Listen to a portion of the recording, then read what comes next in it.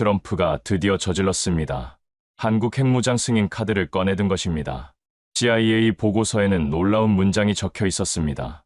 한국은 4년 내 독자 핵무장 가능, 세계 최고 수준의 미사일 기술 보유, 통제 불가능, 시동아시아, 군사 균형 붕괴.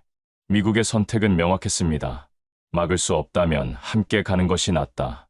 대한민국 국방과학연구소가 탄도미사일 분야 어느 나라도 안 끌린다고 자신있게 말하는 이유. 미국이 70년 원칙을 깨고 한국 핵무장을 승인할 수밖에 없는 진짜 이유가 무엇일까요? 그 전에 잠깐 누르는데 1초도 걸리지 않는 좋아요와 구독 버튼을 눌러주시면 영상 제작에 아주 큰 힘이 됩니다. 그럼 오늘의 사연 시작합니다. 저는 데릭 스톤입니다. 미국 펜타곤 국방전략분석실에서 25년간 근무한 수석 연구관이죠. 제 전문 분야는 미사일 방어체계와 탄도미사일 위협평가입니다. MIT에서 항공우주공학 박사 학위를 받았고 걸프전과 이라크전 당시 미군의 미사일 위협 분석을 담당했습니다. 제 사무실 벽에는 25년간 분석했던 세계 각국의 미사일 사진들이 걸려 있었습니다. 러시아의 사르마트, 중국의 둥펑, 북한의 화성 시리즈까지요. 저는 이 분야에서 최고 전문가 중 한 명이라는 자부심을 갖고 있었습니다. 동료들은 저를 미사일 백과사전이라고 불렀죠. 하지만 솔직히 말씀드리자면 저는 미국 중심의 세계관을 갖고 있었습니다. 미국이 세계 최강이고 나머지 국가들은 우리를 따라오는 2등 국가들이라고 생각했죠. 특히 동맹국들에 대해서는 더욱 그랬습니다. 그들은 우리가 보호해줘야 할 대상이지 우리와 어깨를 나란히 할 존재가 아니라고 믿었습니다. 한국에 대한 제 인식도 크게 다르지 않았습니다. 2010년에 한 번 서울을 방문한 적이 있었는데 당시 한국군은 여전히 미국제 무기에 의존하고 있었거든요. F-15 전투기, 패트리어트 미사일, M1 전차까지 모두 미국에서 수입한 무기들이었습니다. 그때 저는 생각했습니다. 한국은 우리가 지켜줘야 할 동맹국이구나. 스스로를 방어할 능력은 부족하지만 열심히 노력하는 나라구나. 그게 제가 한국에 대해 갖고 있던 전부였습니다. 2025년 1월 14일 화요일 오전, 제 일상은 평소와 다르지 않았습니다. 커피를 마시며 하루 일정을 확인하고 러시아의 최신 극초 음속 미사일 보고서를 검토했죠. 펜타곤의 복도를 걸으며 동료들과 농담을 주고받았습니다. 그런데 오후 2시경, 제 이메일함에 긴급 메시지가 하나 도착했습니다. 국방장관실에서 온 메일이었죠. 제목은 간단했습니다. 한국 군사력 긴급평가 즉시 보고 요망. 저는 이메일을 열어봤습니다. 내용은 더욱 충격적이었습니다. 최근 한국 국민의 80%가 자체 핵무장에 찬성한다는 여론조사 결과가 나왔고 트럼프 대통령이 이 문제를 심각하게 받아들이고 있다는 것이었습니다. 국방부는 한국의 실제 군사기술 수준과 독자 핵무장 가능성을 평가하라고 지시했습니다. 저는 솔직히 웃음이 나왔습니다. 한국이 핵무장이라고요? 농담도 유분수지. 핵무기는 미국, 러시아, 중국처럼 거대한 국가들이나 가질 수 있는 무기입니다. 기술도 기술이지만 경제력도 어마어마하게 필요하거든요. 하지만 명령은 명령이었습니다. 저는 특별팀장으로 임명되었고 3주 내에 상세한 보고서를 제출하라는 지시를 받았습니다. 동료 분석관 3명이 제 팀에 배정되었죠. 그날 오후 첫 팀 회의를 열었습니다. 회의실에서 동료들과 마주 앉았을 때 모두들 비슷한 표정이었습니다. 이게 무슨 시간 낭비인가 싶은 얼굴들이었죠. 한국이 핵무장. 정말 우습네요. 한 동료가 말했습니다. 맞아요. 그들은 아직도 우리 기술에 의존하잖아요. 전투기도 우리 걸 쓰고 미사일 방어 시스템도 우리 거고. 다른 동료가 맞장구 쳤습니다. 저도 고개를 끄덕였습니다. 그래도 일단 보고서는 써야 하니까 공개 자료부터 모아봅시다. 한국 방산 현황, 미사일 기술 수준, 원자력 인프라 같은 거요. 우리는 형식적으로라도 보고서를 작성하기 시작했습니다. 하지만 솔직히 말하면 아무도 이 프로젝트를 진지하게 받아들이지 않았습니다. 그저 상부의 지시니까 하는 척만 하면 된다고 생각했죠. 그날 저녁 집으로 돌아가는 차 안에서 아내에게 전화를 걸었습니다. 여보, 오늘 웃긴 일이 있었어. 국방부에서 한국이 핵무장할 수 있는지 조사하래. 아내가 웃으며 물었습니다. 한국? 그 작은 나라가요? 맞아. 나도 처음엔 농담인 줄 알았어. 근데 진짜더라고. 당신이 3주면 끝내겠네요. 쉬운 일일 거예요. 저는 자신있게 대답했습니다. 당연하지. 공개 자료만 봐도 답은 뻔해. 한국은 아직 멀었어. 하지만 3주 후, 저는 이 말을 얼마나 후회하게 될지 몰랐습니다. 제 25년 경력이 완전히 뒤집힐 줄은 상상도 못했죠. 그날 밤, 저는 편안하게 잠들었습니다. 내일도 평범한 하루가 될 거라고 믿으며. 하지만 그건 제 인생 마지막 평범한 밤이었습니다. 제 하루는 보통 오전 7시에 시작됩니다. 버지니아주 알링턴에 있는 집에서 출발해서 펜타곤까지 30분 거리죠. 25년간 같은 출퇴근 길을 다녔습니다. 익숙함 속에서 안정감을 느꼈습니다. 펜타곤 국방전략분석실은 미국 국방의 두뇌라고 할 수 있습니다. 우리는 전 세계 군사 위협을 분석하고 미래 전쟁 시나리오를 연구하며 국방 정책에 대한 조언을 제공합니다. 저는 그 중에서도 미사일 분야의 최고 전문가였죠. 제 경력의 시작은 1999년 MIT 졸업 후 펜타곤에 입사하면서부터였습니다. 당시는 냉전이 끝나고 미국이 유일 초강대국으로 군림하던 시대였죠. 저는 미국의 압도적인 군사력을 믿었고 그 일부가 되어 자랑스러웠습니다. 2003년 이라크전 당시 저는 스커드 미사일 위협 평가를 담당했습니다. 이라크의 스커드 미사일이 어디로 날아올지, 어떻게 요격할지를 분석했죠. 그때 제 분석이 정확해서 상을 받기도 했습니다. 그 경험이 제게 확신을 줬습니다. 저는 이 분야 최고라고요. 그 후로도 저는 북한, 이란, 러시아, 중국의 미사일을 분석했습니다. 각국의 기술 수준을 평가하고 위협 정도를 측정했죠. 제 보고서는 항상 정확했고 상부의 신뢰도 두터웠습니다. 하지만 솔직히 말하면 저는 미국 외의 국가들을 과소평가하는 경향이 있었습니다. 특히 동맹국들에 대해서는 더욱 그랬죠. 일본, 한국, 호주 같은 나라들은 우리가 보호해야 할 대상이지 군사적으로 동등한 파트너가 아니라고 생각했습니다. 2010년 한국 방문은 제 인식을 더욱 굳혔습니다. 당시 저는 아시아 동맹국 군사력 실태 조사 프로젝트의 일환으로 서울을 방문했었죠. 3일간 한국 국방부 관계자들을 만나고 몇몇 군사시설을 둘러봤습니다. 솔직히 말씀드리면 별로 인상적이지 않았습니다. 한국군은 대부분 미국제 무기를 사용하고 있었고 독자 개발한 무기도 기술적으로는 미국의 20년 전 수준이었죠. 한국 국방연구원 한 분이 제게 이렇게 말했습니다. 스톤 박사님, 10년 후를 보세요. 우리가 어디까지 갈지. 저는 그때 예의상 웃으며 고개를 끄덕였지만 속으로는 코웃음을 쳤습니다. 10년 후에도 큰 차이 없을 거라고 생각했죠. 한국이 뭘 할 수 있겠어요? 제 사무실은 펜타곤 3층에 있었습니다. 창문 너머로 워싱턴 DC의 스카이라인이 보였죠. 책장에는 군사전략 서적들이 가득했고 벽에는 각종 미사일 사진과 기술 도표들이 붙어 있었습니다. 제가 가장 자랑스럽게 여기는 물건은 2015년에 받은 국방부 장관 표창장이었습니다. 북한 미사일 위협 분석으로 받은 상이었죠. 그 표창장을 볼 때마다 저는 제 능력을 확신했습니다. 동료들과의 관계도 좋았습니다. 점심시간이면 함께 구내식당에 가서 밥을 먹고 세계 정세에 대해 토론했죠. 우리는 종종 각국 군사력을 평가하며 농담을 주고받았습니다. 러시아? 겨울이 없으면 이미 망했어. 중국? 숫자는 많은데 기술은 우리보다 20년 뒤처졌지. 북한은? 뭐 말할 것도 없고. 한국에 대한 언급은 거의 없었습니다. 언급할 만한 가치도 없다고 생각했으니까요. 그저 미국이 지켜주는 작은 동맹국 정도였습니다. 2024년까지도 저는 이런 생각을 갖고 있었습니다. 미국이 세계 최강이고 나머지는 그저 따라오는 나라들. 특히 한국 같은 경우는 경제는 발전했을지 몰라도 군사기술은 여전히 우리에게 의존하고 있다고 믿었죠. 하지만 2025년 1월 모든 것이 바뀌기 시작했습니다. 한국 핵무장 여론 80%라는 충격적인 수치. 그리고 그것이 단순한 여론이 아니라 실제로 가능할 수도 있다는 상부의 우려. 저는 여전히 회의적이었습니다. 한국이 핵무장. 말도 안 돼. 핵무기는 그렇게 쉽게 만들 수 있는 게 아니야. 기술도 필요하고 인프라도 필요하고 수십 년의 경험도 필요하지. 하지만 보고서는 써야 했습니다. 저는 형식적으로라도 한국의 군사력을 재평가하기로 했죠. 어차피 결론은 뻔할 테니까요.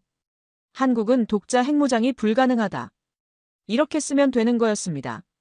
그렇게 저는 평범한 일상을 계속 이어갔습니다.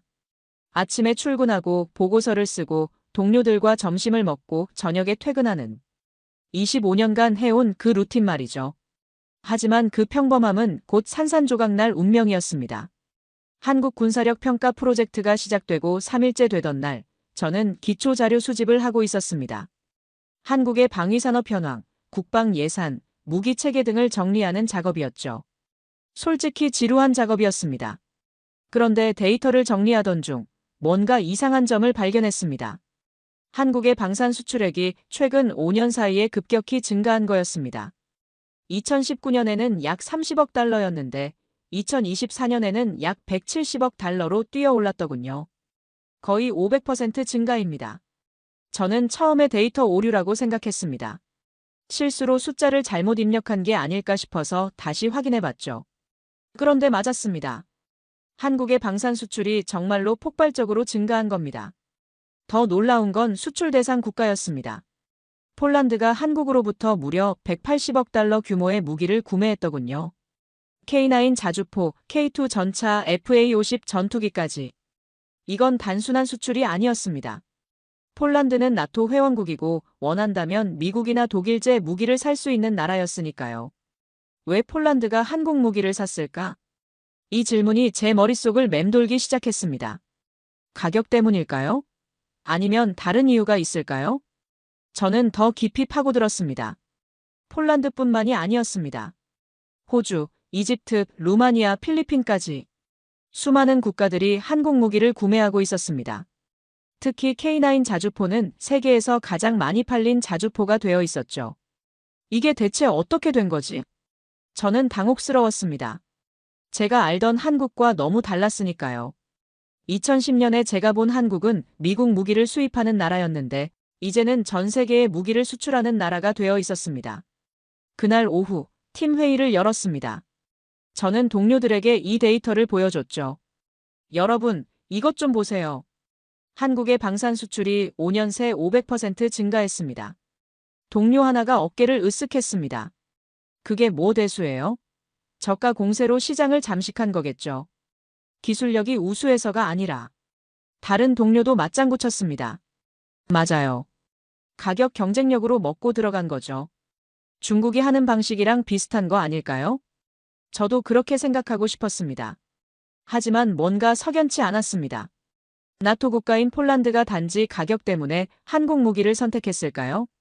그렇게 단순한 문제가 아닐 것 같았습니다. 저는 계속 자료를 뒤졌습니다. 그러다가 또 하나의 이름을 발견했습니다. 현무5. 한국이 개발한 탄도미사일이었습니다. 저는 이 미사일에 대해 들어본 적이 없었습니다. 인터넷에서 현무5를 검색했습니다. 놀랍게도 공개된 정보가 꽤 많았습니다. 사거리 500km, 탄두 중량 8에서 9톤. 이 숫자들을 보는 순간 제 손이 멈췄습니다. 8톤? 탄두가 8톤이라고? 일반적인 탄도미사일의 탄두 중량은 보통 500kg에서 1톤 정도입니다. 무거워야 2톤이죠. 그런데 8톤이라니? 이건 상식적으로 이해가 안 되는 수치였습니다. 저는 계산기를 두드렸습니다. 탄두가 무거우면 사거리가 짧아집니다. 그게 미사일의 기본 원리죠. 그런데 8톤 탄두를 500km나 날릴 수 있다고요? 그럼 추진력이 엄청나야 한다는 의미입니다. 더 놀라운 계산 결과가 나왔습니다. 만약 탄두 중량을 줄이면 사거리가 기하급수적으로 늘어난다는 거였습니다. 탄두를 1.5톤으로 줄이면 이론상 5,000km까지 날아갈 수 있었습니다.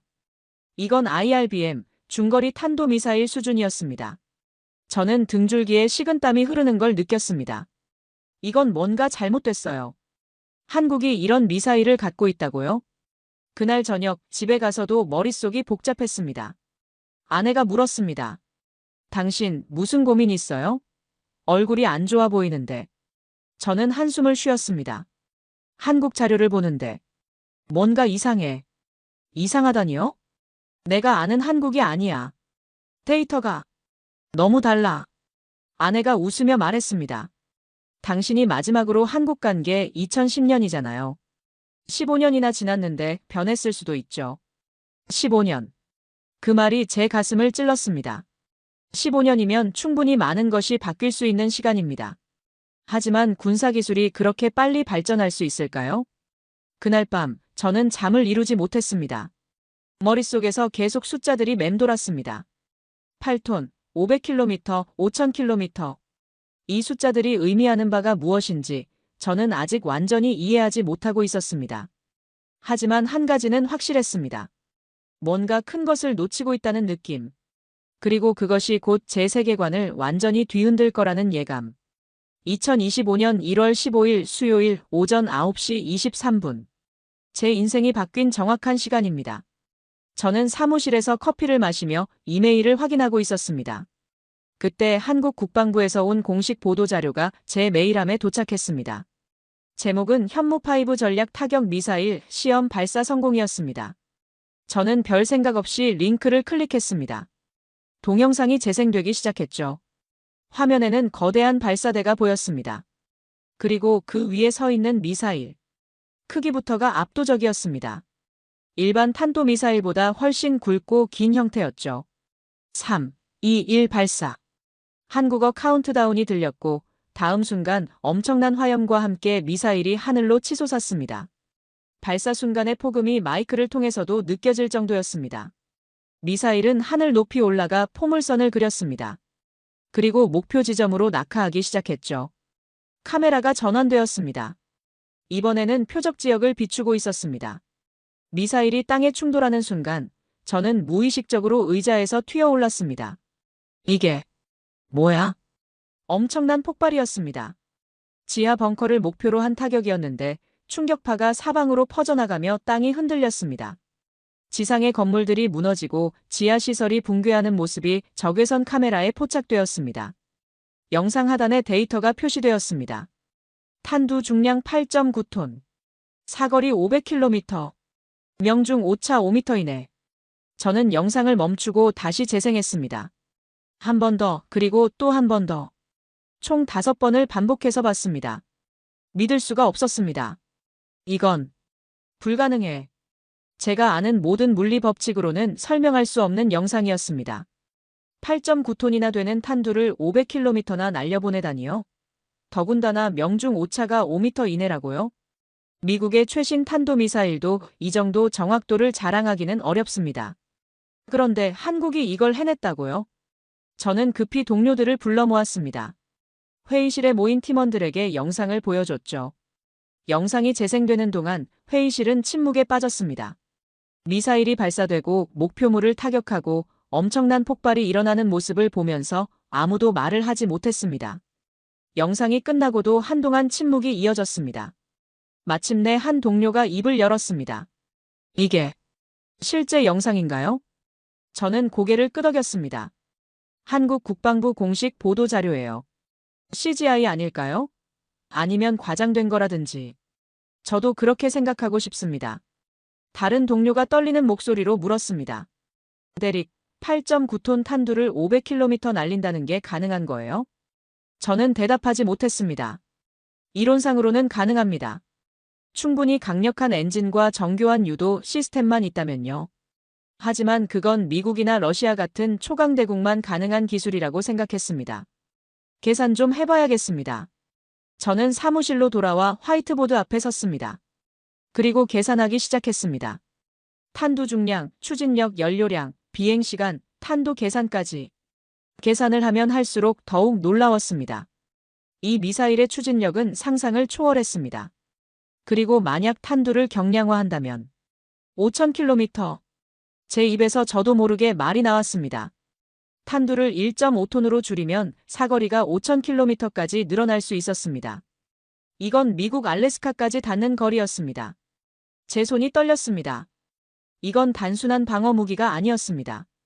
전략 무기였습니다. 한국이 마음만 먹으면 중거리 탄도미사일을 만들 수 있다는 의미였죠. 더 무서운 계산이 뒤따랐습니다. 만약 이 미사일에 핵탄두를 장착한다면 핵탄두는 보통 500kg에서 1톤 정도입니다. 그렇다면 사거리는 7000km 이상. 저는 화이트보드에 기대섰습니다. 머리가 어지러웠습니다. 이건 ICBM, 대륙 간탄도미사일에 근접하는 수준이었습니다. 그때 제 휴대폰이 울렸습니다. 상사였습니다. 스톤, 당장 내 사무실로 와. 저는 상사 사무실로 향했습니다. 복도를 걷는 내내 다리에 힘이 없었습니다. 25년간 쌓아온 제 지식과 경험이 흔들리고 있었습니다. 상사 사무실 문을 열었을 때 그는 심각한 표정으로 저를 맞았습니다. 스톤, 자네도 그 영상 봤나? 예, 봤습니다. 어떻게 생각하나? 저는 한참을 망설였습니다. 그리고 솔직하게 대답했습니다. 놀랍습니다. 이건 제가 예상했던 것보다 훨씬 심각합니다. 상사가 고개를 끄덕였습니다. 국방장관이 내일 아침 긴급 브리핑을 요청했네. 자네가 발표하게. 내일요? 그래, 시간이 없어. 오늘 밤까지 초안을 만들어. 장관님은 한국이 정말 위협인지 아닌지 명확한 답을 원하시네. 저는 사무실로 돌아왔습니다. 그리고 그날 밤을 꼬박 세웠습니다. 커피를 마시고 또 마시면서 데이터를 분석하고 보고서를 작성했죠. 하지만 한 가지는 확실했습니다. 제가 알던 한국은 없었습니다. 제 앞에는 완전히 새로운 한국이 있었습니다. 그리고 그 한국은 제가 상상했던 것보다 훨씬 강력했습니다. 새벽 3시, 저는 창밖을 바라봤습니다. 워싱턴 DC의 불빛들이 반짝이고 있었습니다. 저는 혼잣말처럼 중얼거렸습니다. 대체 한국에서 무슨 일이 일어난 거지? 다음 날 아침, 저는 국방장관 앞에서 발표를 했습니다. 하지만 제 보고는 호의적으로 받아들여지지 않았습니다. 스톤 박사, 자네 한국 미사일에 너무 놀란 거 아닌가? 별 2개를 단 장성이 제게 말했습니다. 회의실에는 국방부 고위 관계자들이 가득했죠. 저는 현무5의 데이터를 다시 한번 설명했습니다. 장군님, 이 미사일의 추진력은 우리가 예상했던 것보다 훨씬 뛰어납니다. 탄두를 경량화하면 사거리가. 장성이 손을 들어 제 말을 막았습니다. 알았네, 알았어. 하지만 자네 생각해봐. 한국이 우리를 따라잡는다고. 우리가 70년간 지켜준 나라가. 다른 관계자가 끼어들었습니다. 영상이 조작됐을 가능성은 없습니까? 저는 고개를 저었습니다. 그 가능성을 검토했습니다. MIT의 영상 분석 전문가에게 의뢰해서 확인했죠. 조작 흔적은 없었습니다. 그럼 과장된 거겠지요. 실제 성능은 저것보다 못할 겁니다. 저는 답답했습니다. 자료를 보십시오. 이건 실제입니다. 하지만 아무도 듣지 않았습니다. 회의실의 분위기는 냉랭했습니다. 제가 과민 반응을 보이고 있다는 시선이 역력했죠. 국방장관이 입을 열었습니다. 스톤 박사, 우리는 객관적인 평가를 원합니다. 감정적으로 접근하지 마십시오. 저는 감정적이지 않습니다. 데이터가 말하고 있습니다. 제 목소리가 높아졌습니다. 하지만 그건 좋지 않은 선택이었습니다. 회의실은 더욱 조용해졌고 사람들은 저를 이상하게 쳐다봤습니다. 회의가 끝난 후 상사가 저를 불렀습니다. 스톤, 진정하게. 자네 너무 흥분한 것 같아. 상사님, 저는 흥분한 게 아닙니다. 그저 사실을 말하고 있을 뿐이죠. 알아. 하지만 자네 태도가 문제야. 상부에서 자네를 의심하기 시작했어. 의심이라니요? 한국에 너무 우호적이라는 거지. 혹시 자네 한국 쪽에서 뭔가 받은 거 아니냐는 얘기까지 나왔어. 저는 어이가 없었습니다. 말도 안 되는 소리입니다. 저는 25년간 이 나라를 위해 일했습니다. 알아, 나도 믿어. 하지만 자네도 알잖아. 이 바닥이 어떤지. 조심해야 해. 저는 사무실로 돌아왔습니다. 그리고 책상 앞에 주저앉았습니다. 제가 뭘 잘못한 걸까요? 그저 진실을 말했을 뿐인데. 그날 오후, 저는 영상 분석을 다시 의뢰했습니다. 이번에는 다른 전문가에게요. 혹시나 첫 번째 분석이 틀렸을지도 모른다는 희망을 갖고 말이죠. 하지만 결과는 똑같았습니다. 실제 시험 발사 영상입니다. 조작 흔적 없음. 저는 한숨을 쉬었습니다. 제가 미쳐가는 게 아니었습니다. 현무5는 실제였고 그 성능도 실제였습니다. 하지만 아무도 믿으려 하지 않았습니다. 동료들은 저를 피하기 시작했습니다. 복도에서 마주치면 어색하게 고개만 끄덕이고 지나갔죠. 점심시간에 구내식당에 갔을 때 평소같이 밥 먹던 동료들이 저를 보고도 다른 테이블에 앉았습니다. 저는 혼자 밥을 먹었습니다. 식판을 들고 자리를 찾는데 뒤에서 수군거리는 소리가 들렸습니다. 스톤이 좀 이상해진 것 같아. 응, 한국한테 뭔가 받은 거 아닐까? 25년 경력이 무색하네. 나이 들면 다들 저러나 봐. 저는 걸음을 멈췄습니다. 돌아서서 뭐라고 말하고 싶었습니다. 하지만 참았습니다.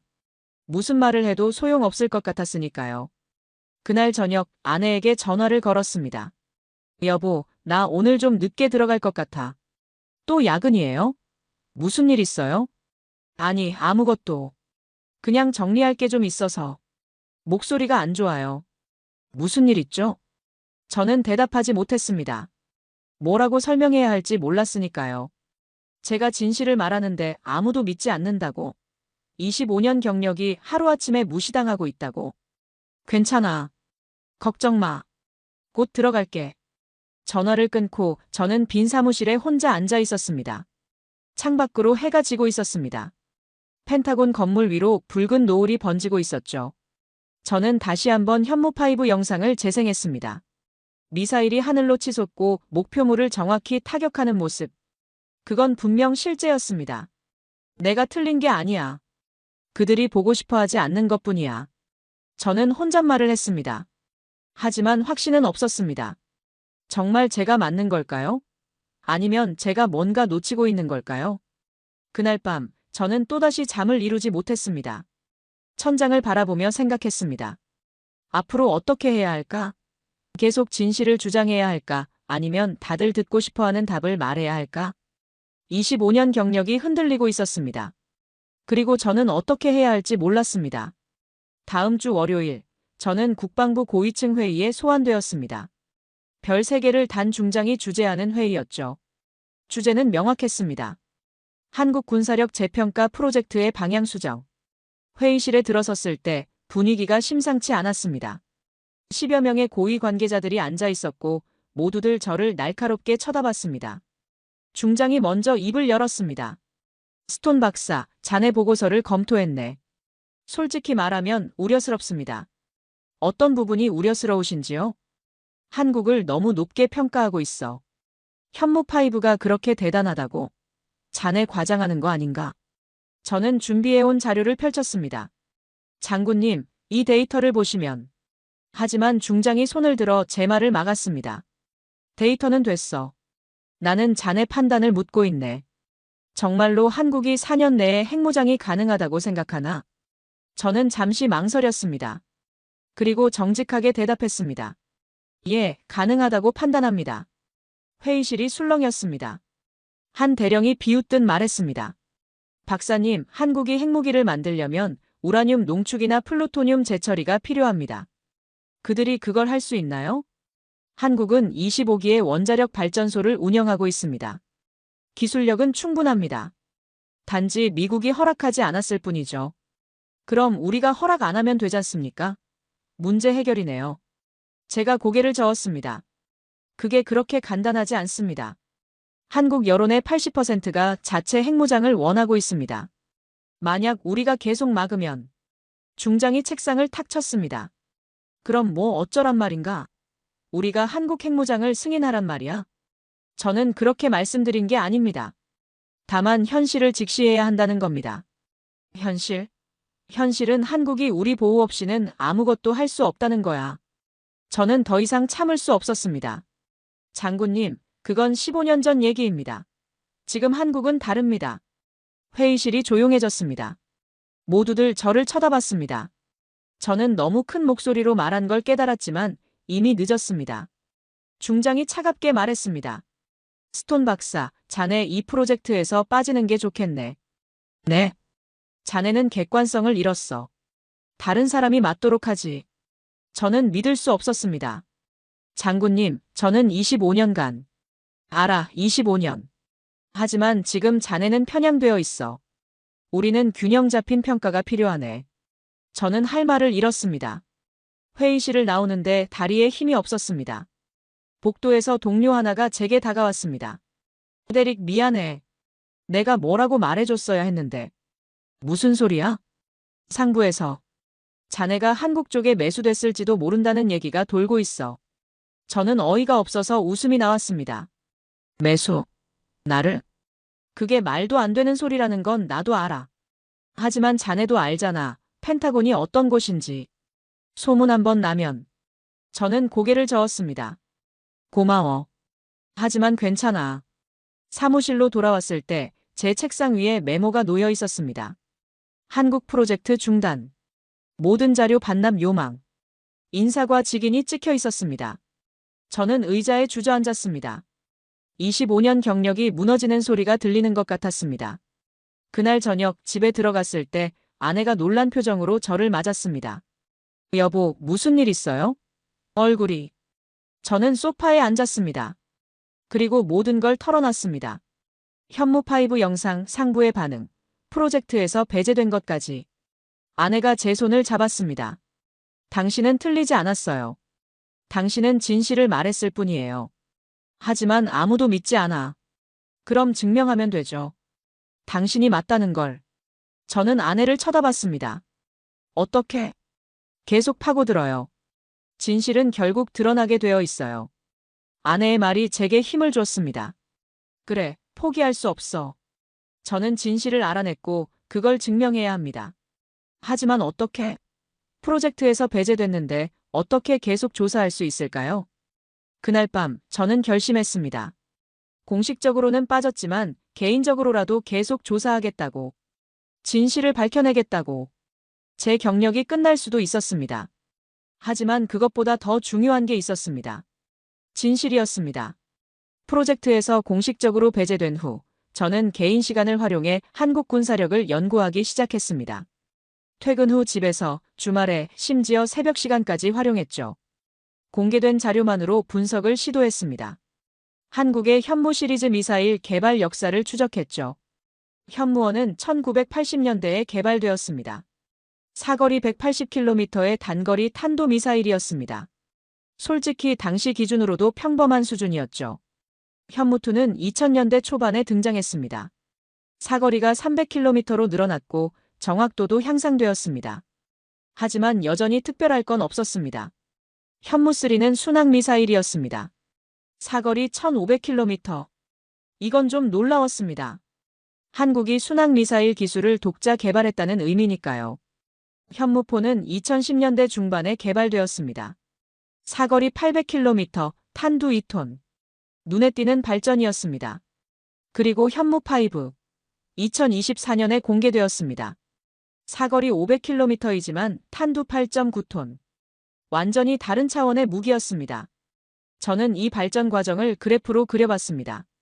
1980년대부터 2024년까지 40년간의 발전 곡선이었죠. 그래프는 놀라웠습니다. 특히 2010년 이후의 발전 속도가 기하급수적이었습니다. 하지만 퍼즐 조각이 맞지 않았습니다.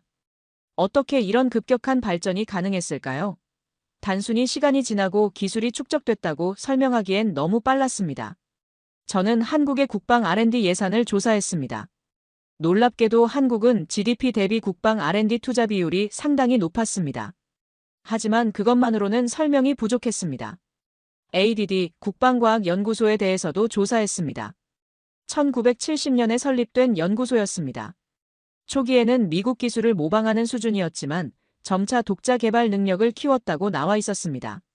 하지만 구체적인 정보는 부족했습니다. 어떤 연구를 하는지, 얼마나 많은 인력이 있는지, 어떤 기술을 보유했는지 모두 기밀이었습니다. 3주 동안 저는 밤낮 없이 공개 자료를 뒤졌습니다. 인터넷 기사, 학술 논문, 방산 전시회 자료까지 수집할 수 있는 모든 걸 모았습니다. 그리고 200페이지 분량의 보고서 초안을 작성했습니다. 하지만 읽어보니 뭔가 부족했습니다. 결론이 명확하지 않았어요. 한국은 상당한 군사기술을 보유하고 있으나 독자 핵무장 가능성에 대해서는 추가 조사가 필요함.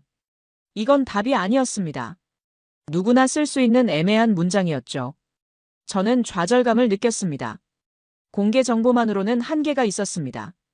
실제로 한국을 방문해서 ADD를 둘러보고 연구원들과 대화하고 현장을 봐야 했습니다.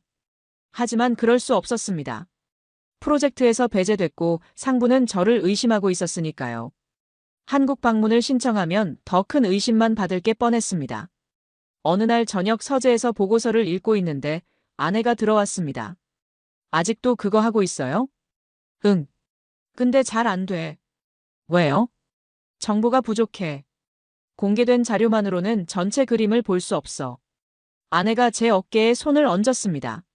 누군가 도와줄 사람은 없어요? 글쎄. 펜타곤에서는 다들 저를 피하고 있어. 펜타곤 밖에는요? 은퇴한 사람들이나 학계에는? 그 말에 저는 번쩍 정신이 들었습니다. 맞아. 펜타곤만이 전부가 아니지.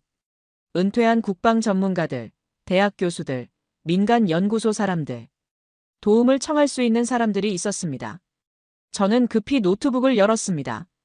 제 연락처를 뒤지기 시작했죠. 25년간 만난 수많은 사람들. 그중 누군가는 도와줄 수 있을 거예요. 하지만 여러 명에게 연락했지만 반응은 시큰둥했습니다. 바쁘다, 시간이 없다, 관심 없다. 거절이 이어졌습니다. 저는 다시 좌절했습니다. 정말 혼자서 해야 하는 걸까요? 그런데 3일 후 예상치 못한 전화 한 통이 왔습니다. 그 전화가 모든 걸 바꿔놓을 줄은 몰랐습니다. 그날 밤 저는 침대에 누워 천장을 바라봤습니다. 시계는 새벽 3시를 가리키고 있었지만 잠이 오지 않았습니다. 내가 뭘 놓친 거지? 이 질문이 머릿속을 떠나지 않았습니다. 25년간 저는 세계 최고의 미사일 전문가 중 한 명이라고 자부했습니다. 러시아의 사르마트도, 중국의 둥펑도, 북한의 화성도 정확히 분석해냈죠. 그런데 한국은 왜 놓쳤을까요? 저는 2010년 서울 방문을 떠올렸습니다. 그때 만났던 한국국방연구원의 얼굴이 떠올랐습니다. 50대 정도 되어 보이는 분이었죠. 그분이 제게 말했던 게 기억났습니다. 스톤 박사님, 10년 후를 보세요. 우리가 어디까지 갈지. 당시 저는 겉으로는 웃으며 고개를 끄덕였지만 속으로는 코웃음을 쳤습니다. 10년 후에도 별 차이 없겠지. 한국이 뭘 할 수 있겠어? 하지만 지금은 2025년입니다. 그때로부터 15년이 지났죠. 그리고 한국은 제 예상을 완전히 뛰어넘었습니다. 저는 자신을 자책했습니다. 오만했어. 나는 너무 오만했어. 미국 중심의 시각으로만 세상을 봤어. 다른 나라들, 특히 동맹국들을 과소평가했지. 하지만 한편으로는 의심도 들었습니다. 정말 내가 맞는 걸까? 혹시 내가 현무5를 과대평가하고 있는 건 아닐까? 25년 경력이 제게 묻고 있었습니다. 너 정말 확신하나? 펜타곤의 모든 사람들이 틀리고 너만 맞다고. 저는 일어나 서재로 갔습니다. 그리고 2010년 서울 방문 때 찍은 사진들을 꺼냈습니다. 낡은 사진첩 속의 사진들. 한국 국방부 건물, 거리 풍경, 함께 찍은 단체 사진. 그때 한국은 어땠을까요? 솔직히 별로 인상적이지 않았습니다. 서울거리는 발전했지만 군사시설은 평범했습니다. 미국제 무기들이 대부분이었고 독자 기술은 제한적이었죠. 하지만 15년이 지난 지금 한국은 현무5를 만들어냈습니다. 미국도 없는 8.9톤 탄두 미사일을요. 저는 노트북을 열어 한국의 현대사를 검색했습니다. 1953년 한국전쟁 종전. 그때 한국은 완전한 폐허였습니다. 1인당 GDP가 67달러에 불과했죠. 세계 최빈국 중 하나였습니다. 하지만 2024년 한국의 1인당 GDP는 3만 5천 달러를 넘었습니다. 70년 만에 500배 이상 성장한 겁니다.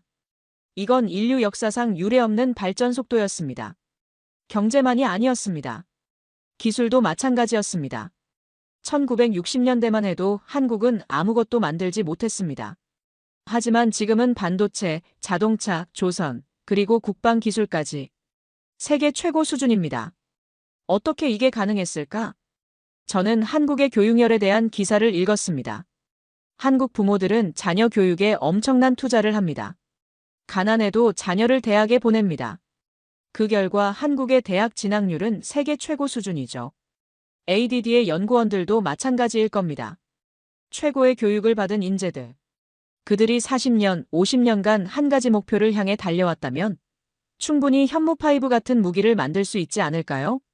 저는 또 다른 기사를 읽었습니다. 한국인의 일 중독 문화. 한국 사람들은 세계에서 가장 오래 일합니다. 밤낮 없이 일하죠. 저는 그게 나쁜 문화라고 생각했었습니다. 하지만 지금은 생각이 달라졌습니다. 그 엄청난 근면성과 헌신. 그게 한국을 여기까지 끌어올린 원동력이 아닐까요? 문득 제가 얼마나 한국을 몰랐는지 깨달았습니다. 저는 그저 미국의 동맹국 정도로만 생각했습니다. 한국의 역사도 문화도 국민성도 제대로 이해하지 못했죠. 저는 한국 전쟁 관련 다큐멘터리를 찾아봤습니다. 폐허가 된 서울, 굶주린 아이들, 미군의 구호물자를 받는 사람들. 70년 전 한국의 모습이었습니다. 그리고 현재 한국의 모습. 세계 10위권 경제대국, 기술 강국, 문화 강국. K-팝, K-드라마가 전 세계를 휩쓸고 있습니다. 이 민족은 대단한 민족이야. 저는 처음으로 솔직하게 인정했습니다. 한국을 과소평가한 게 제 실수였다고. 그들은 불가능을 가능으로 만드는 사람들이었습니다. 새벽 5시, 저는 아내에게 말했습니다. 여보, 나 한국에 대해 너무 몰랐어. 아내가 놀란 표정으로 저를 쳐다봤습니다. 갑자기 왜 그래요? 나는 항상 미국 기준으로만 생각했어.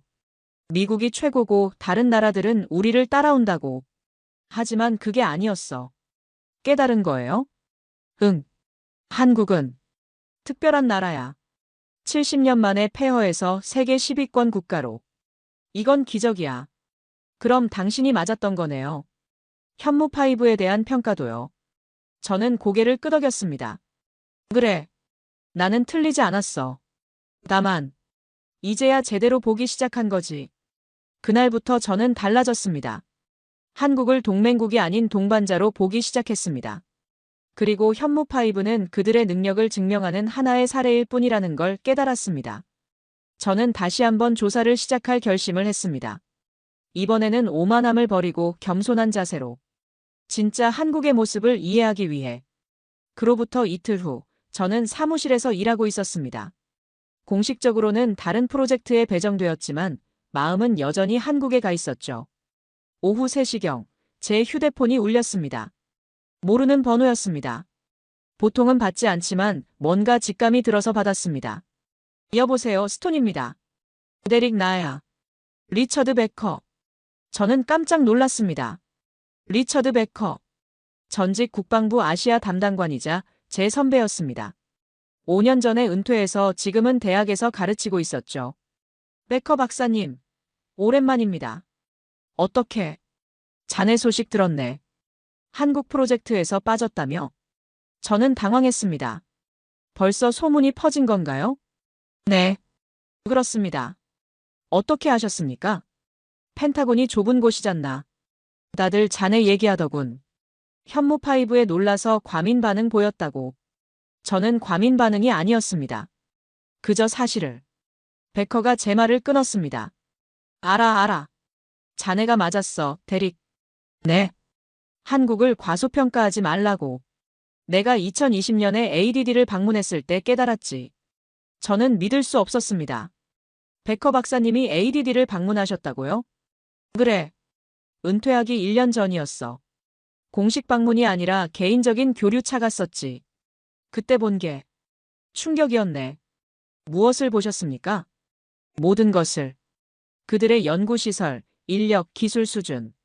데릭, 한국은 우리가 생각하는 것보다 훨씬 앞서 있었어. 저는 흥분을 감추지 못했습니다. 더 자세히 말씀해 주실 수 있습니까? 전화로는 곤란하고 만나서 얘기하지. 내일 점심 어때? 내가 워싱턴 DC에 볼 일이 있어서. 좋습니다. 어디서 만날까요? 자네가 좋아하는 그 레스토랑. 펜타곤 근처 이탈리안 식당 말일세. 다음 날 점심, 저는 레스토랑에서 베커 박사를 만났습니다. 5년 만이었지만 여전히 건강해 보였습니다. 70대 중반이지만 정정했죠. 데릭, 자네 많이 여위였구만. 요즘 좀 스트레스가. 한국 때문이지. 자네만 그런 게 아니야. 나도 2020년 이후로 계속 고민하고 있었어. 우리는 자리에 앉았고 베커가 이야기를 시작했습니다. 2020년 11월이었어. ADD의 한 고위 연구원이 날 초대했지. 개인적으로 아는 사이였거든. 나는 가벼운 마음으로 갔어. 그냥 옛 친구 만나러 가는 거라고 생각했지. 그런데요? ADD 본관에 들어서는 순간부터 달랐어. 시설이 첨단이더군. 우리 로렌스 리버모어 연구소만큼이나.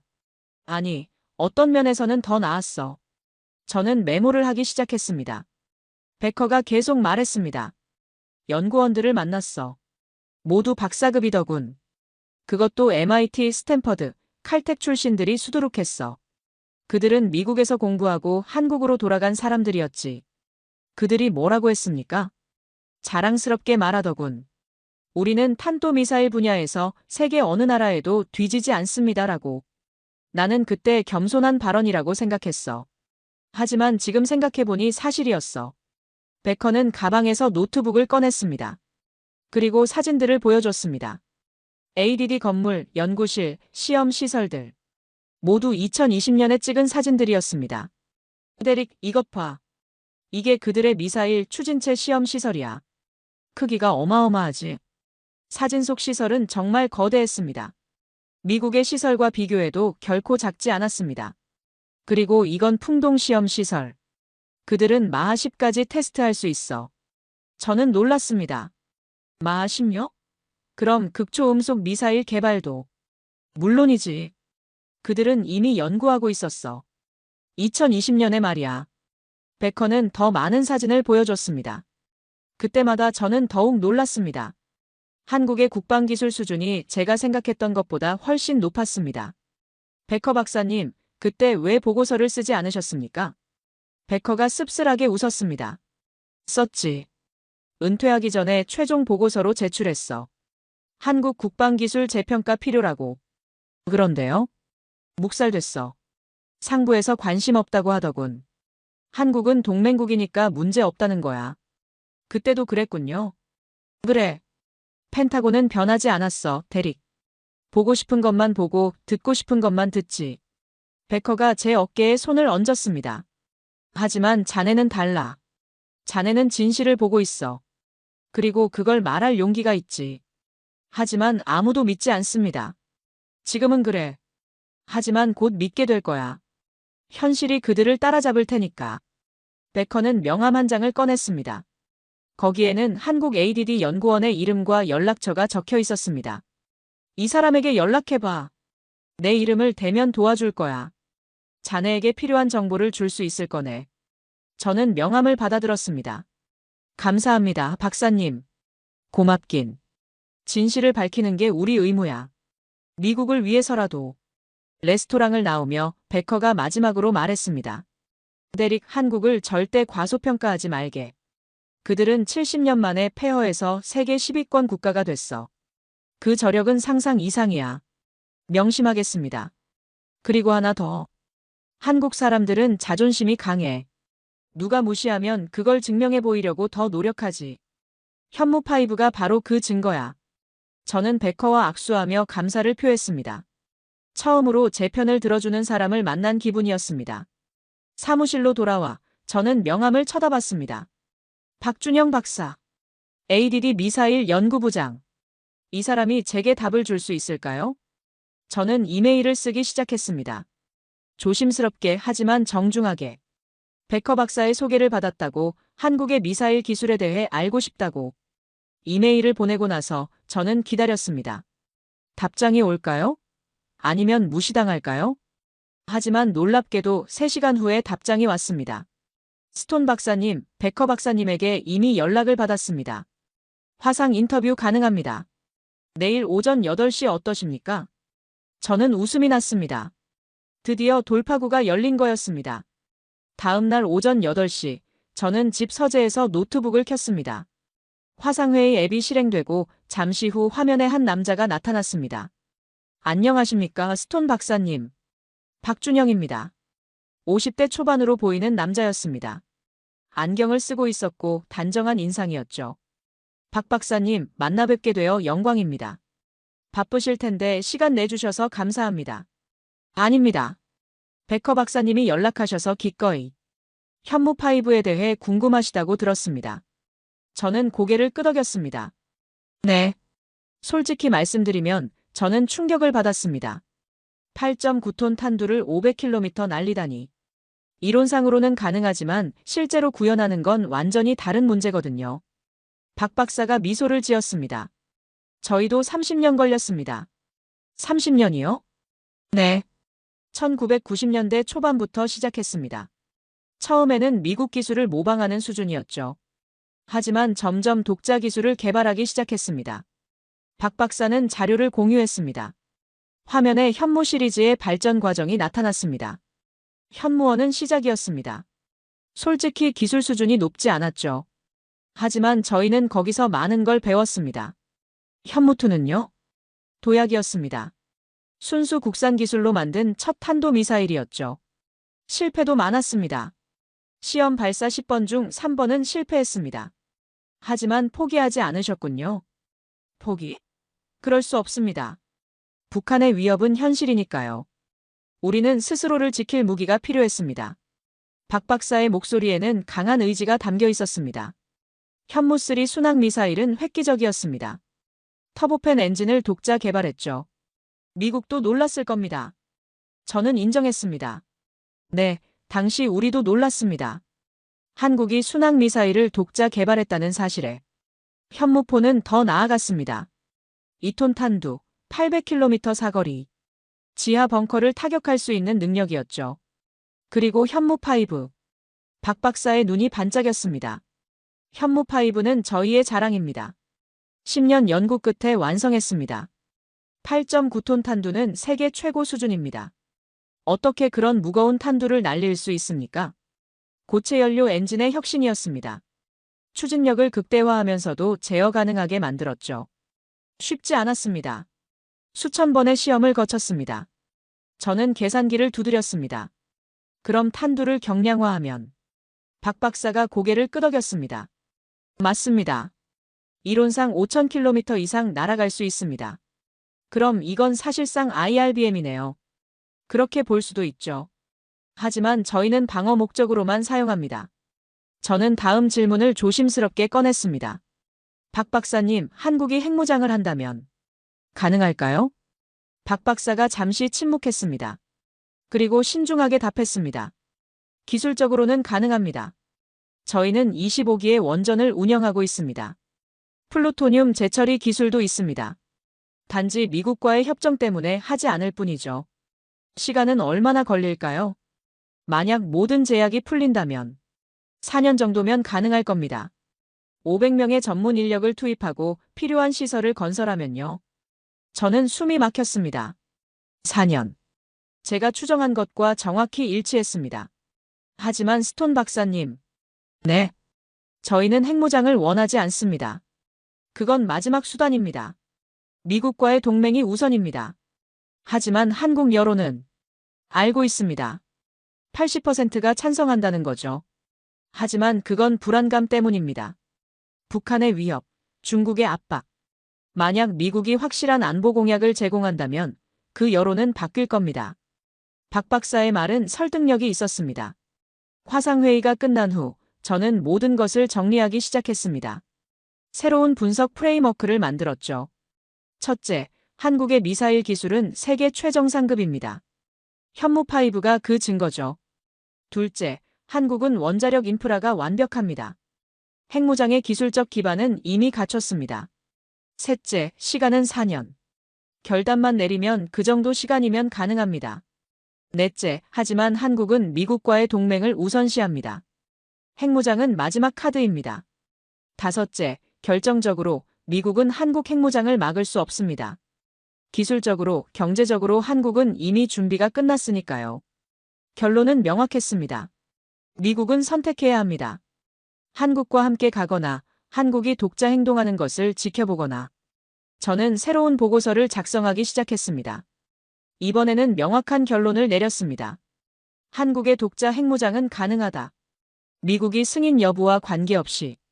따라서 미국은 한국과의 긴밀한 협력을 통해 이 문제를 관리해야 한다. 이 보고서가 상부에 어떻게 받아들여질지는 모르겠습니다. 하지만 이번에는 확신이 있었습니다. 저는 진실을 쓰고 있다고. 박 박사와의 인터뷰 이후 저는 완전히 다른 관점에서 한국을 바라보기 시작했습니다. 그리고 놀라운 사실들을 발견했죠. 한국의 원자력 발전소는 25기입니다. 이 중 대부분이 최신형이고 가동률도 세계 최고 수준입니다. 연간 플루토늄 생산 잠재력은 계산해보니 핵탄두 수백 개 분량이었습니다. 더 놀라운 건 한국의 우라늄 농축 기술이었습니다. 공식적으로는 20% 이하로 제한되어 있지만 기술 자체는 보유하고 있습니다. 20%에서 90% 무기급으로 올리는 것은 기술적으로 어렵지 않습니다. 시간만 투자하면 되죠. 저는 한국의 우주개발 프로그램도 조사했습니다. 2022년에 누리호 발사에 성공했습니다. 1.5톤 위성을 저궤도에 올렸죠. 이건 중요한 의미가 있습니다. 인공위성 발사체와 ICBM은 기본 원리가 같습니다. 단지 목적이 다를 뿐이죠. 한국이 누리호를 만들 수 있다면 ICBM도 만들 수 있다는 의미입니다. 현무5의 능력을 다시 계산했습니다. 8.9톤 탄두로 500km. 만약 탄두를 1.5톤으로 줄이면 5000km. 만약 1톤으로 줄이면 약 7000km. 7000km면 괌은 물론이고 알래스카까지 닿습니다. 이건 사실상 대륙 간탄 도미사일 수준입니다. 더 무서운 계산이 이어졌습니다. 만약 핵탄두를 장착한다면 핵탄두는 500kg에서 1톤 정도입니다. 그렇다면 사거리는 8000km 이상. 미 본토 서부 해안까지 닿는 거리입니다. 저는 손이 떨렸습니다. 한국이 마음만 먹으면 미국을 타격할 능력을 갖출 수 있다는 의미였습니다. 물론 한국이 그럴 일은 없을 겁니다. 동맹국이니까요. 하지만 능력을 갖추고 있다는 것 자체가 중요합니다. 이건 협상력입니다. 저는 과거 핵무장 국가들을 연구했습니다.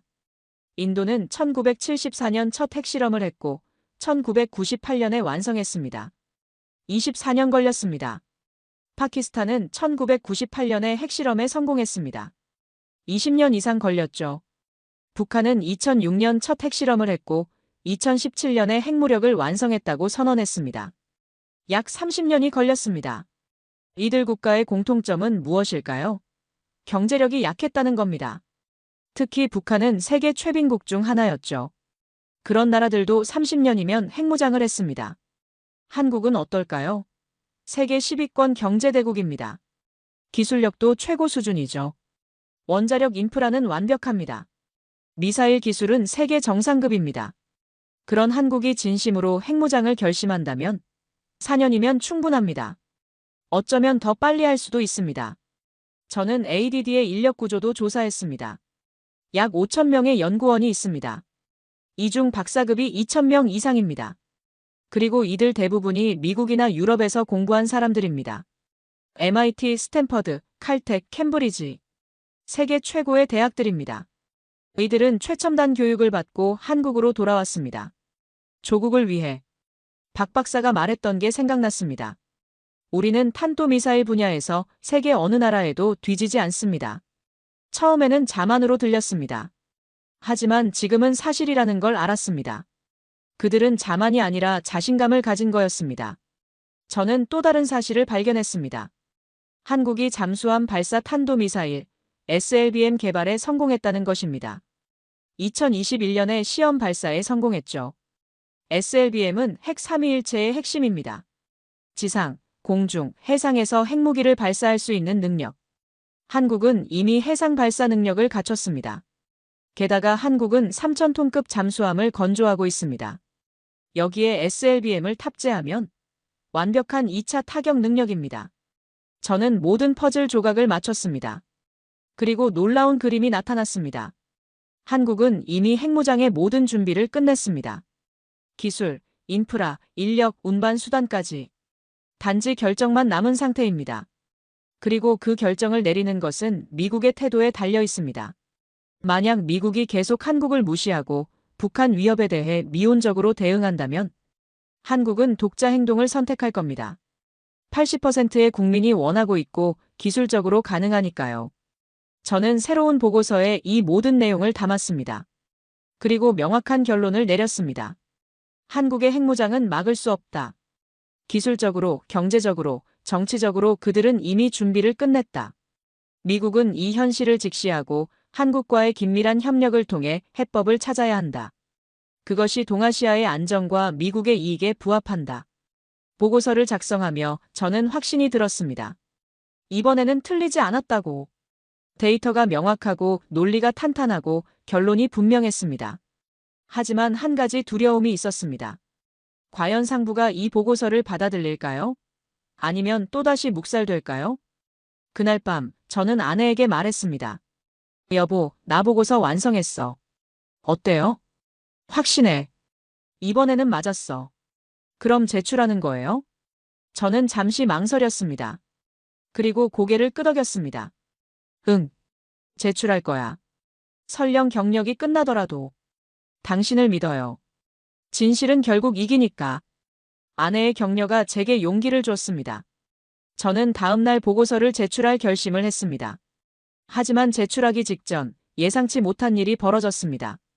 보고서를 제출하기 하루 전, 저는 상사에게 불려갔습니다. 그의 표정이 심상치 않았습니다. 스톤, 앉게.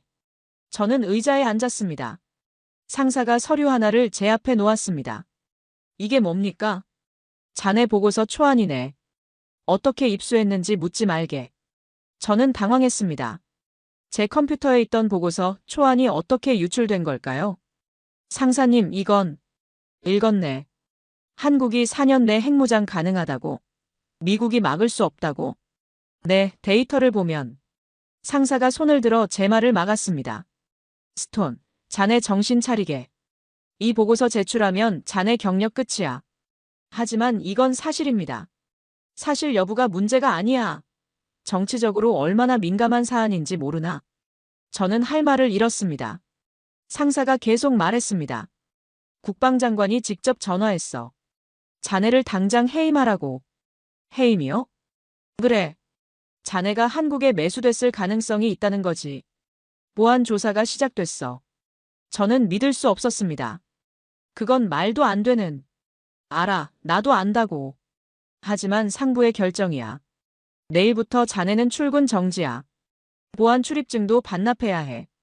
제 머리가 하얘졌습니다. 25년 경력이 하루아침에 무너지는 순간이었습니다. 상사님, 제발.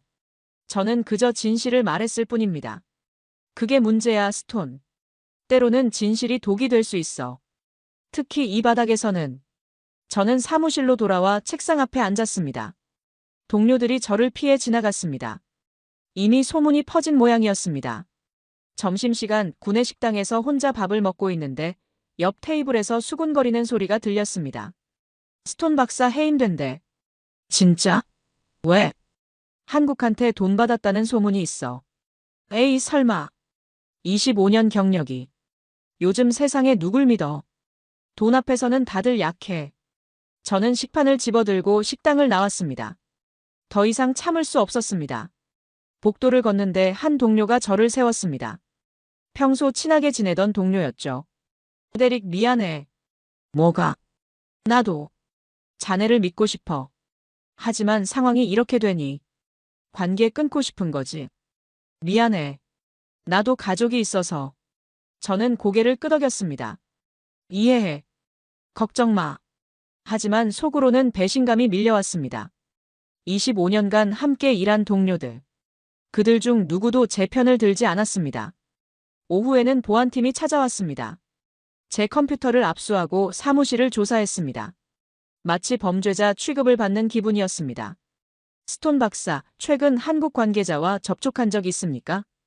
ADD의 박준영 박사와 화상회의를 했습니다. 공식적인 기술 정보 교류였습니다. 그 외에는 리처드 베커 전 담당관을 만났습니다. 그분이 박 박사를 소개해줬습니다. 베커 박사도 조사 대상입니다. 뭐라고요? 그분은 은퇴하신 분인데 한국과 관련된 모든 임무를 조사하는 중입니다.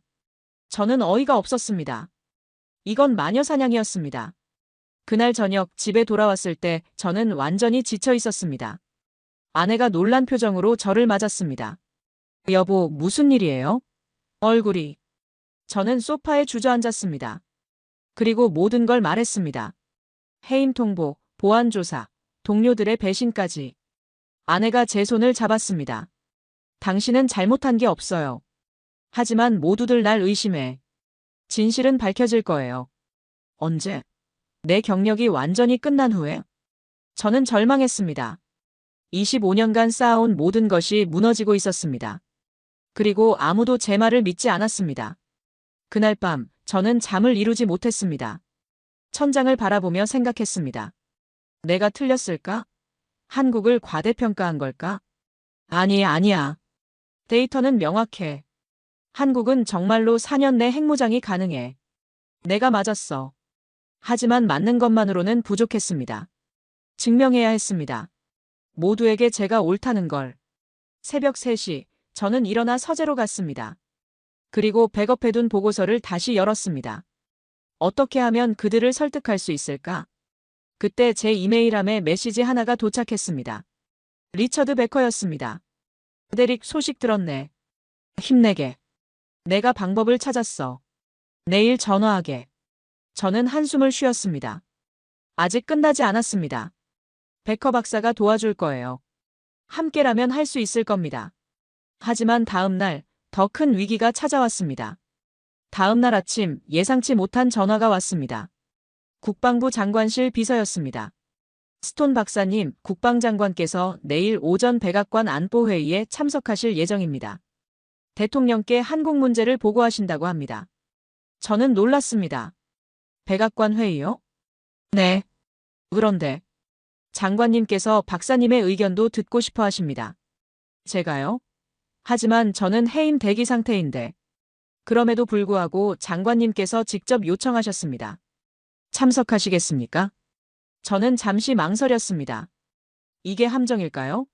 아니면 진짜 기회일까요? 참석하겠습니다. 전화를 끊고 저는 베커 박사에게 연락했습니다. 박사님, 백악관 회의에 초대받았습니다. 그거 좋은 신호야, 데릭. 드디어 자네 목소리를 들을 준비가 된 거지. 하지만 두렵습니다. 실패하면. 실패해도 자네는 진실을 말한 거야. 그것만으로 충분해. 베커의 말이 제게 용기를 줬습니다. 저는 하루 종일 보고서를 다듬었습니다. 모든 데이터를 재확인하고 논리를 점검했습니다. 이번이 마지막 기회였습니다. 그날 밤 아내가 물었습니다. 내일이 중요한 날이죠? 응. 대통령 앞에서 발표해. 떨려요? 무서워. 25년 경력이 내일 결판나는 거니까. 아내가 제 손을 잡았습니다. 당신을 믿어요. 진실은 이기니까. 고마워. 그리고 기억해요. 당신은 나라를 위해 일하는 거예요. 개인의 이익이 아니라. 아내의 말이 맞았습니다. 이건 제 경력의 문제가 아니었습니다.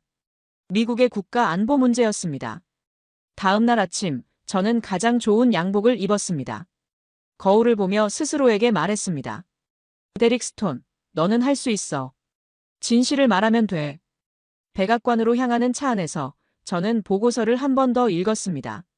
모든 문장, 모든 숫자를 암기했습니다. 백악관 웨스트윙에 도착했습니다. 보안 검색을 통과하고 안내를 받아 상황실로 향했습니다. 복도를 걷는 동안 제 심장은 터질 듯이 뛰었습니다. 손바닥에는 땀이 났습니다. 하지만 발걸음을 멈추지 않았습니다. 상황실 문 앞에 섰습니다. 문 너머에서 대화 소리가 들렸습니다. 저는 깊게 숨을 들이쉬었습니다. 이제 돌이킬 수 없어. 나는 진실을 말할 거야. 그게 어떤 결과를 가져오든. 문이 열렸습니다. 안내원이 제게 고개를 끄덕였습니다. 저는 회의실로 들어갔습니다. 회의실은 생각보다 작았습니다. 긴 테이블에 약 15명 정도가 앉아 있었습니다. 국방장관, 국무장관, CIA 국장, 합참의장. 그리고 테이블 중앙에 트럼프 대통령이 앉아 있었습니다. 스톤 박사입니까? 대통령이 저를 쳐다봤습니다. 날카로운 눈빛이었습니다. 예, 대통령 각하. 앉으시오. 듣고 싶소. 한국이 정말 핵무장이 가능하다는 건가? 저는 자리에 앉았습니다. 그리고 보고서를 펼쳤습니다. 각하, 제 분석에 따르면 가능합니다. 회의실이 술렁였습니다. 한 장군이 비웃듯 말했습니다. 또 그 소리입니까? 한국은 우리 동맹국입니다. 우리가 허락하지 않으면. 저는 그의 말을 끊었습니다. 장군님, 허락 여부가 문제가 아닙니다. 한국은 이미 모든 준비를 끝냈습니다. 무슨 근거로? 저는 자료를 화면에 띄웠습니다. 현무5 사진, 한국의 원전시설, ADD 연구소 자료. 첫째, 한국의 미사일 기술은 세계 최정상급입니다. 현무5가 그 증거입니다. 8.9톤 탄두를 500km 날리는 미사일은 우리도 없습니다. 둘째, 한국은 25기의 원전을 운영하고 있습니다. 플루토늄 생산 능력은 헥탄두 수백 개 분량입니다. 셋째, 우라늄 농축 기술도 보유하고 있습니다. 20%에서 90%로 올리는 것은 시간 문제입니다. 넷째, 5,000명의 연구 인력 중 2,000명 이상이 박사급입니다. 그들은 MIT 스탠퍼드에서 공부한 세계 최고 인재들입니다. 다섯째, SLBM 개발에 성공했고 3,000톤급 잠수함을 건조하고 있습니다. 2차 타격 능력까지 갖추고 있습니다. 저는 숨을 고르고 마지막 말을 했습니다. 결론적으로 한국이 결단만 내리면 4년 내 핵무장이 가능합니다. 미국이 막을 수 없습니다. 기술적으로, 경제적으로, 정치적으로 그들은 이미 준비를 끝냈습니다. 회의실이 조용해졌습니다. 모두들 저를 쳐다봤습니다. 트럼프 대통령이 입을 열었습니다. 스톤 박사, 한 가지 묻겠소. 만약 우리가 계속 반대하면 어떻게 되겠소? 저는 정직하게 답했습니다.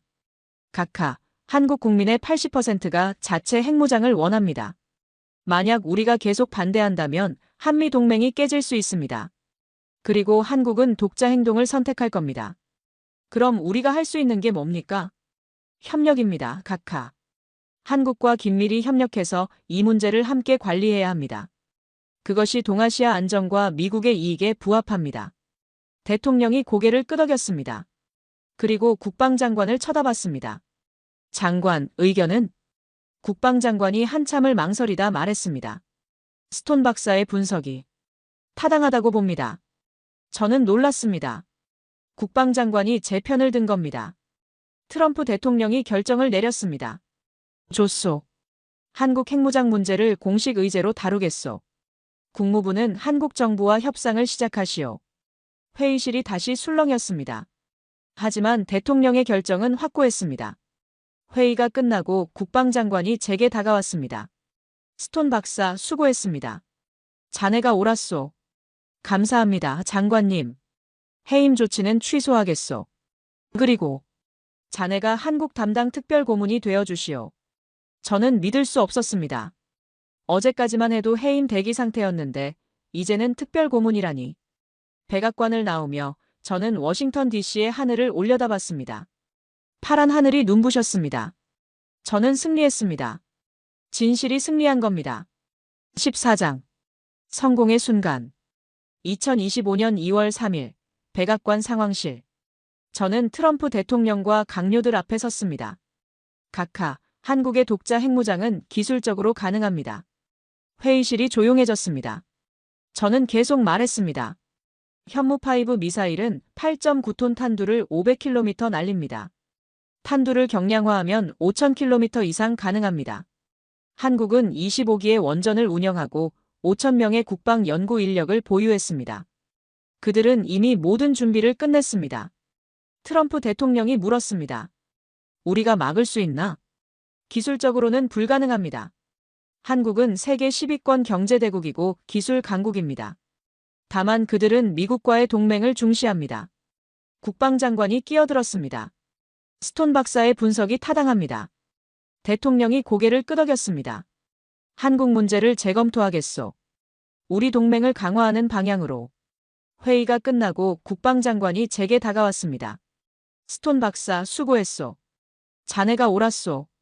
2시간 후 CNN에서 속보가 나갔습니다. 트럼프 행정부 한국 안보 우려 심각하게 검토. 제 휴대폰이 폭발했습니다. 전 세계 언론에서 인터뷰 요청이 쏟아졌습니다. 어제까지 저를 의심하던 동료들이 이제는 축하한다며 악수를 청했습니다. 저는 씁쓸하게 웃었습니다. 사람들은 결과를 보고 나서야 믿는 법이죠. 전 세계 언론이 들썩였습니다. 뉴욕타임스는 한국 보호받는 나라에서 기술 강국으로라는 헤드라인을 뽑았습니다. BBC는 동아시아 군사 균형의 새로운 변수라고 보도했습니다. 서울에서는 환호가 터졌습니다. 미국이 드디어 우리 기술력을 인정했다는 반응이었죠. 하지만 동시에 한국 정부는 신중한 입장을 냈습니다. 미국과의 동맹이 최우선이라고. 저는 의회 청문회에 증인으로 출석했습니다. 스톤 박사, 한국을 믿을 수 있습니까? 그들은 70년 전 폐허에서 세계 10위권 국가가 됐습니다. 불가능을 가능으로 만드는 민족입니다. 강한 동맹국은 미국의 자산입니다.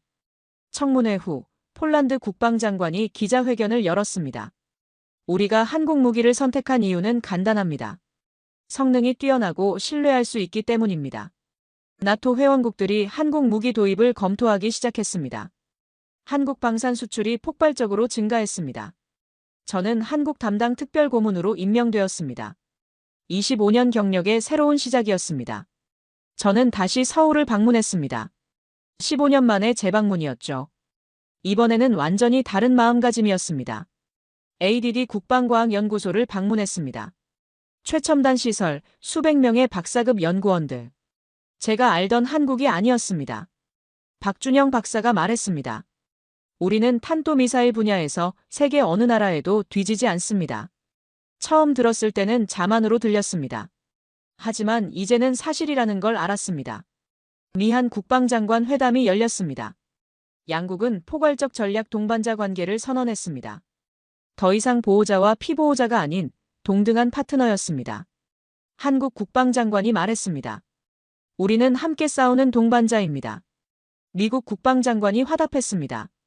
한국은 가장 중요한 동맹국입니다. 70년 만에 한미 관계의 패러다임이 바뀌었습니다. 남산에서 서울 야경을 내려다보며 저는 깊은 감동을 느꼈습니다. 70년 전 이 도시는 폐허였습니다. 박 박사가 말했습니다. 화려한 불빛들이 서울을 수놓고 있었습니다. 세계 10위권 경제대국, 기술 강국, 문화 강국, 기적입니다. 제가 말했습니다. 아닙니다. 우리 부모 세대, 조부모 세대의 피와 땀입니다. 현무파이브도 마찬가지입니다. 30년간 수천 명이 밤낮 없이 일한 결과입니다. 저는 그제야 완전히 이해했습니다. 한국의 힘은 기술이 아니라 정신이었습니다. 절대 포기하지 않는 의지. 한국전쟁 기념관을 방문했습니다. 폐허 사진들을 보며 눈물이 났습니다. 이 나라가 여기서 시작해서 지금까지 왔다니. 저는 변했습니다. 오만함을 버렸습니다. 겸손을 배웠습니다. 그리고 무엇보다 한국을 진정으로 존경하게 되었습니다. 펜타곤으로 돌아와 제 사무실 벽에 태극기 사진을 걸었습니다. 매일 그것을 보며 다짐합니다. 절대 과소평가하지 말자고. 절대 가능성을 과소평가하지 마십시오. 저는 25년 경력의 전문가였지만 제 편견이 진실을 가렸습니다. 한국은 제가 생각했던 것보다 훨씬 강했고 훨씬 능력 있었습니다. 대한민국은 세계에 증명했습니다. 불가능은 없다는 것을. 70년 전 폐허에서 시작해 세계 10위권 국가가 되었습니다. 기술 강국, 경제 강국, 문화 강국이 되었습니다. 현무파이브는 단순한 미사일이 아닙니다. 한국인의 끈기와 열정, 그리고 꿈의 결정체입니다. 30년간 수천 명의 연구원들이 밤낮 없이 일한 결과입니다. 미국이 한국의 기술력을 재평가한 이유는 간단합니다.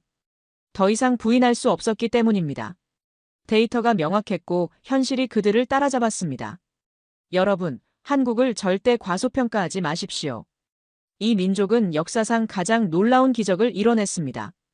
그리고 그 기적은 계속되고 있습니다. 저는 이제 확신합니다. 대한민국과 함께라면 우리는 더 나은 미래를 만들 수 있습니다. 동등한 파트너로서, 진정한 동맹으로서 말입니다. 이 이야기가 여러분의 마음에 닿았다면 좋아요와 구독 부탁드립니다. 그리고 댓글로 여러분의 생각을 들려주세요. 한국에 대해 혹은 불가능을 극복한 경험에 대해. 진실은 결국 승리합니다. 그리고 대한민국은 그 진실을 세계에 보여주고 있습니다. 긴 시간 시청해주셔서 진심으로 감사드립니다.